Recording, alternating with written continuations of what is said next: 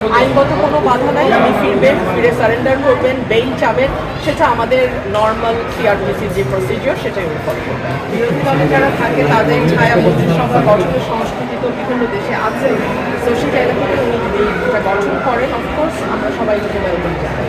এবং ওনারা যদি সঠিকভাবে মন্ত্রণালয় ভিত্তিক ওনাদের যে পরিকল্পনা এবং বর্তমান মন্ত্রণালয়ে কোথায় কী ভুল ভ্রান্তি যদি কিছু হয়ে থাকে সেই ব্যাপারে যদি ওনারা ওনাদের পজিটিভ কোনো ফিডব্যাক দেন যে কী করলে ভালো হয়, আমার মনে হয় সেটা অফকোর্স আইনগত কোনো বাধা নাই, আপনি ফিরবেন, ফিরে সারেন্ডার করবেন, বেইল চাবেন, সেটা আমাদের নর্মাল সিআরপিসির যে প্রসিজিওর সেটাই উনি ফলো করবেন।